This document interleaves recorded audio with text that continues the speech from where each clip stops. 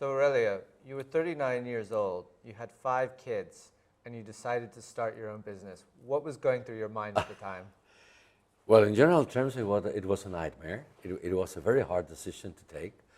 Um, my 5 kids were between 8 and 15 years old, and I had to realize what was my future, without a fixed job with the payment at the end of the month. So, to be very honest, I couldn't sleep very well for close to a year, and that's real. For a whole year, my sleeping was terrible because it was an adventure. We didn't know if it would be successful.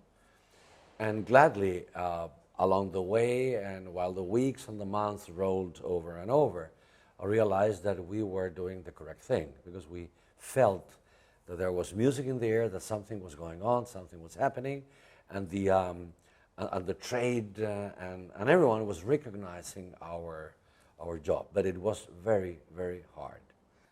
In terms of the Chilean wine industry, what are some of the challenges that it faces? Well, I would say that technologically speaking, we are up to the level of any wine producing country, even the most modern. That could be maybe, Napa Valley or California. We have, refreshed viticulture. We have wonderful tools to work with, in enology. I would say that the biggest challenge that the wine is facing today is the market. We have to prove the world that we are able to produce amazing quality wines, without having, the name, the historical name of that. So we have to keep on working, producing high quality wines. We shouldn't lose focus. The Chilean wine industry must be always aiming to quality, over deliver, to teach the people that Chile is a huge and good alternative in terms of wine. And what do you see the future of Chilean wine? People have talked about, is Carmenere the grape of Chile? Is Cabernet Sauvignon the grape of Chile? Is Chile going to be a country like Argentina that puts itself behind one varietal, or are you going to focus on many varietals? I would say that the name of Chile is diversity. We have wonderful natural conditions.